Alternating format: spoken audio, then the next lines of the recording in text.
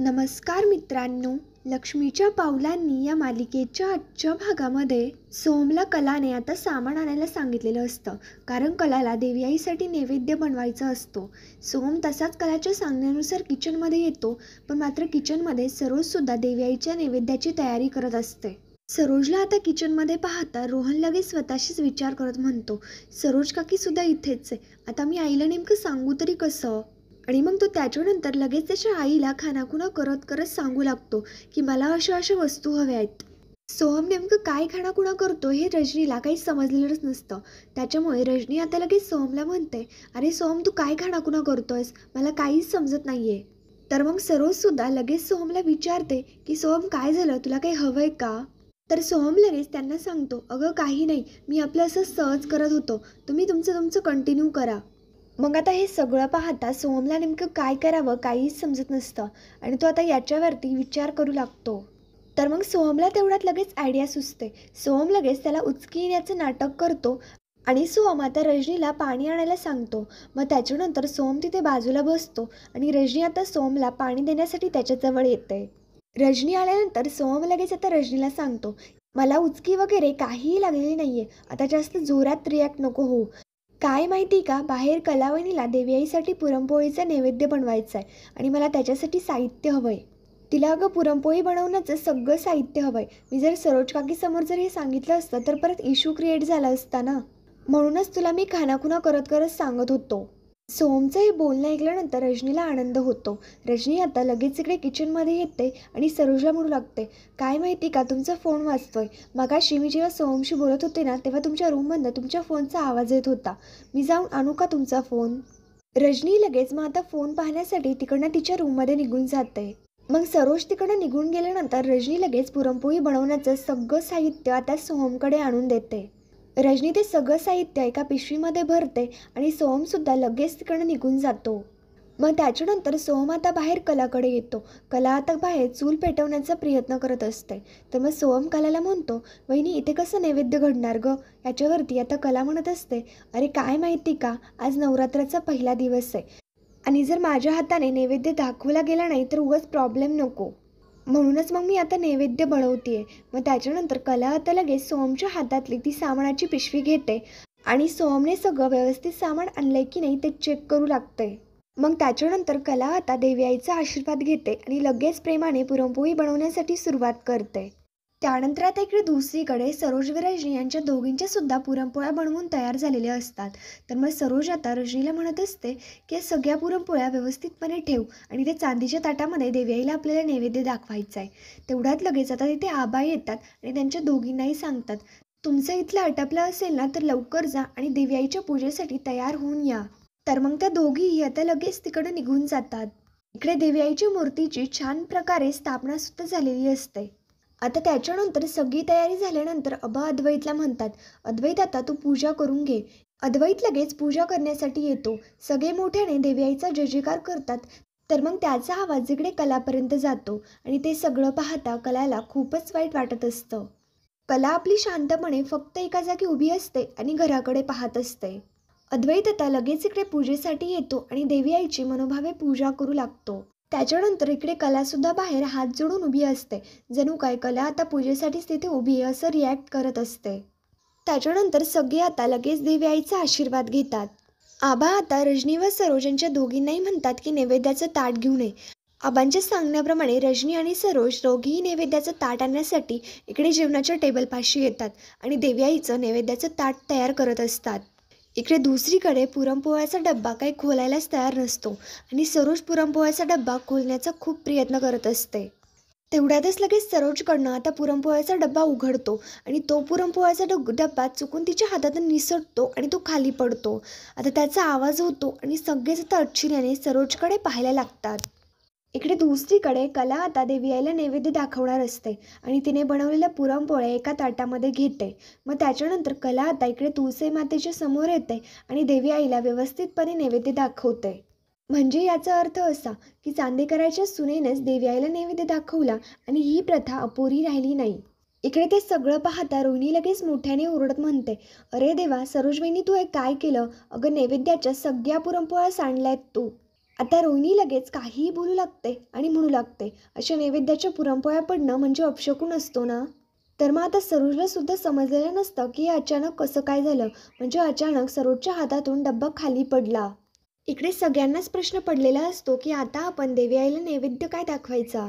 रजनी म्हणत असते, आपण देवी आईला नैवेद्य नाही दाखवू शकत, कारण परत पुरणपोळ्या करता येतील इतका आपल्याकडे वेळ नाहीये. आबा लगेच आता म्हणू लागतात, मी अजून सुद्धा सांगतोय की स्वतःची चूक सुधारा. मूर्तीची स्थापना करताना घरातल्या लक्ष्मीला बाहेर उभी केली आहे आणि हे समजा ती आपल्यामुळे सोचतीये. तिला मानानं घरामध्ये घेऊन या, म्हणजेच की सगळ्या गोष्टी आता सुरळीत होतील. तर सरोज लगेच आता आबाला म्हणू लागते, आबा एवढं काहीही झालेलं नाहीये, म्हणजेच की कावळा बसायला आणि फक्त फांदी तुटायला एवढं एक निमित्त झालंय. आणि ठीक आहे ना, बाकीचं नैवेद्य तर आहेच, आपण गोड म्हणून गुळाचा कडा ठेवूयात ना.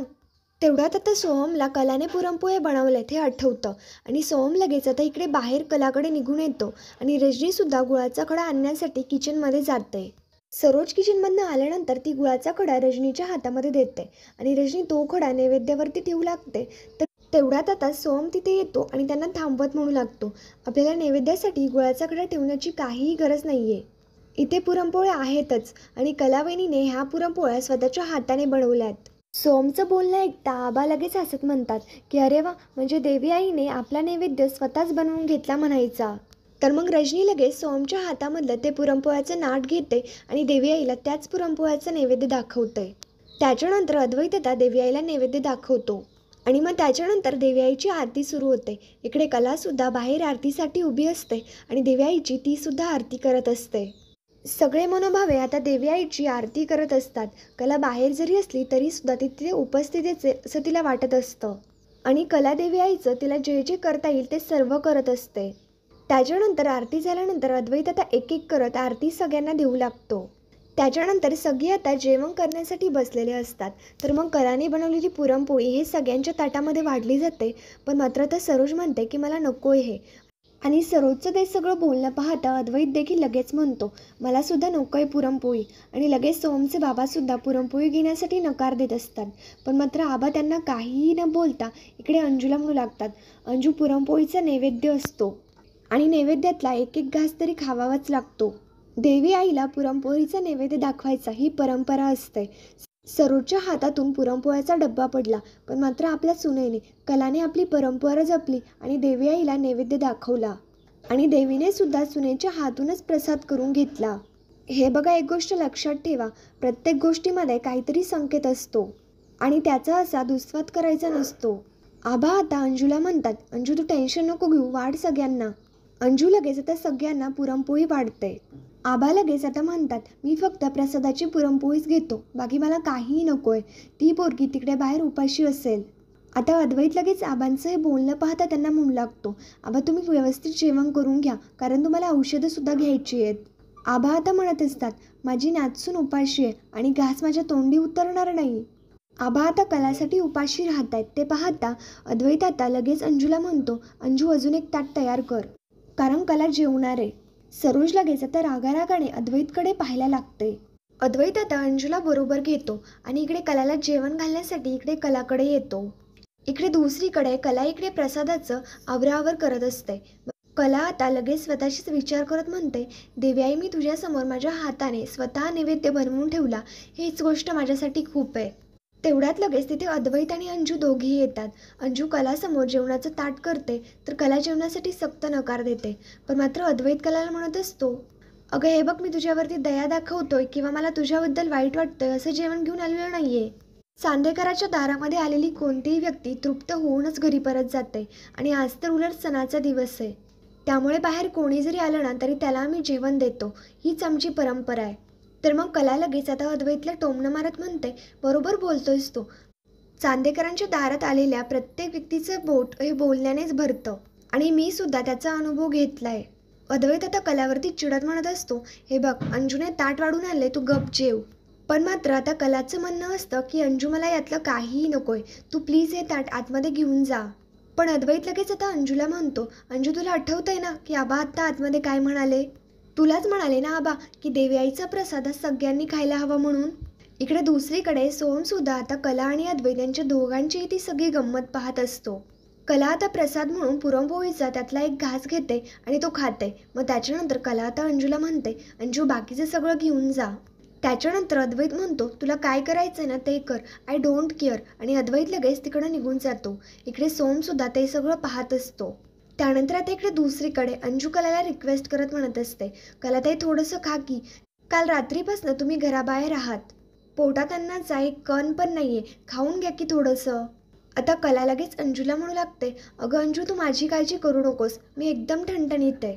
कला आता अंजूला म्हणत असते, हे बघ अंजू उशीर झालाय, तू सुद्धा लवकर जेवण करून घे आणि आज सगळे जेवायला बसले असतील तर त्यांना काय हवंय नकोय ते नीट बघ.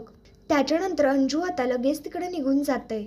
सोहम लगेच आता इकडे कलाकडे येतो आणि कलाला ओरडत म्हणतो, वहिनी अगं हे काय, तू ना असं नव्हतं करायला पाहिजे, थोडं तरी जेवून घ्यायचं ना. याच्यावरती कला आता सोहमला म्हणत असते, सोहम मला समजतंय की तू माझ्या काळजीपोटी बोलतोयस. हे बघ मी आत्ता जर पडतं घेतलं ना तर माझ्यावरती जे आरोप आहेत ना त्याचा अर्थ असं स्वीकारल्यासारखा होतो. आणि आता हे थोडंसं खाऊन मला शक्ती मिळेल, पण मात्र माझ्या मनशक्तीचं काय, पण मात्र ती आता आयुष्यभर नाहीशी होईल. जोपर्यंत मला माझा मान परत मिळत नाही ना तोपर्यंत मी अन्न पाण्याला सुद्धा शिवणार नाही. त्यानंतर आता इकडे दुसरीकडे संगीताच्या घरी सुद्धा सगळे जेवण करण्यासाठी बसलेले असतात. तर मग संगीता लगेच आता स्वतःशीच अपसेट होत म्हणत असते, मी कसं जेवण करू, तिकडे माझ्या पोरीने सुद्धा एक घास सुद्धा खाल्लेला नसेल, मला आता अन्न कसं गोड लागल. तर मग आता संगीता लगेच आता इकडे सोमला फोन करते. सोम तर कलाच्या समोरच उभा असतो. सोम आता फोन पाहता जरा बाजूला जातो आणि संगीताशी बोलू लागतो. संगीता सोमला विचारत असते की सोमराव कशी आहे माझी कला, तिकडची परिस्थिती सगळी ठीक आहे ना, आणि माझ्या कलाने जेवण केलं का. इकडे सोम लगेच आता कलाला सांगतो की संगीता काकी आहे. तर मग कला लगेच सोमला हळू आवाजामध्ये सांगते की तिला एक सांग की मी जेवण केलं आणि माझी काळजी करू नको, मी ठीक आहे. तर सोम लगेच आता संगीताला म्हणतो, ती एकदम ठीक आहे, व्यवस्थित आहे, माझ्या समोरच उभी आहे, पोटभर जेवली आहे ती. याच्यावरती संगीता आता म्हणते, मला माहिती आहे की ती जेवली नाहीये म्हणून, ती तुमच्यासमोर उभी आहे ना, तिनेच तुम्हाला सांगितलं की त्यांना सांगा की मी जेवली आहे म्हणून. इकडे आता सोम म्हणू लागतो, अहो नाही नाही, जेवली आहे ती, प्रसादाचं जेवण होतं ना म्हणून जेवली आहे. मग हे ऐकल्यानंतर संगीताला आनंद होतो आणि संगीता सोमला म्हणत असते, जरा माझ्या कलेला फोन देता का. सोम लगेच आता कलाला फोन करतो. कला तिच्या आवाजातून संगीताला असं दाखवून देत नसते की काहीतरी गडबड आहे म्हणून, पण मात्र कला संगीताबरोबर खूप चांगली बोलत असते. जणू काही कला असं दाखवत असते की ती खूप हॅपी आहे. संगीता आता कलाला म्हणत असते, कला कशी आहेस ग तू, आणि जेवलीस ना नक्की. कला लगेच आता संगीताला म्हणू लागते, आई अगं तू माझी काळजी ना अजिबात नको करू, मी पोटभर जेवले. आता कला विचारत असते, तुम्ही सगळे जेवले का. याच्यावरती आता संगीता म्हणते, आम्ही सगळे जेवायलाच बसलो होतो, पण मात्र तू जेवली की नाही हे पाहिल्याशिवाय आम्हाला घास गोड लागल का. तर कला संगीताला खोटं बोलत म्हणत असते, आई मी जेवण केलं, तू अजिबात टेन्शन घेऊ नको, आणि आत्ताच्या आत्ता माझ्याशी बोलता बोलता एक घास खा. संगीता लगेच आता कलाच्या सांगण्याप्रमाणे जेवण करू लागते. तर मित्रांनो, पुढील भागामध्ये आपण पाहणार आहोत, रात्री कला आता बाहेर असते. कलाला खूप थंडी वाजत असते आणि कला तिथे बाजूलाच घरामध्ये चक्रा घालत असते. तर मग अद्वैत ते सगळं पाहतो आणि कलाला ब्लँकेट आणून देत म्हणतो, तुझ्या जागी दुसरं कोणी जरी असतं ना तरीसुद्धा मी तेच केलं असतं माणुसकीच्या नात्याने. पण मात्र कला अद्वैतला सांगते की तुझ्या हातची मला एकही गोष्ट नको आहे. अद्वैत ते ब्लँकेट तिथेच टाकतो आणि लगेच तिकडं निघून जातो. इकडे दुसरीकडे त्यानंतर सकाळी आबाकडून सगळ्यांना समजतं की आपल्या पिढीला आग लागली आहे आणि आपली लक्ष्मी घराबाहेर असताना असंच होणार होतं. त्याच्यामुळे अद्वैत आता तू बाहेर जा आणि मानानं कलाला आतमध्ये आण. तर मग अद्वैत लगेच आता इकडे कलाकडे बाहेर येतो, पण मात्र कलाने काहीही खाल्लेलं नसल्यामुळे कलाला चक्कर येते. कला खाली पडायला लागते आणि अद्वैत लगेच आता कलाला पकडतो. तर मित्रांनो, पुढील भागांच्या डेली अपडेटसाठी आमच्या शिव मराठी या चॅनलला लगेच सबस्क्राईब करा. थँक्यू.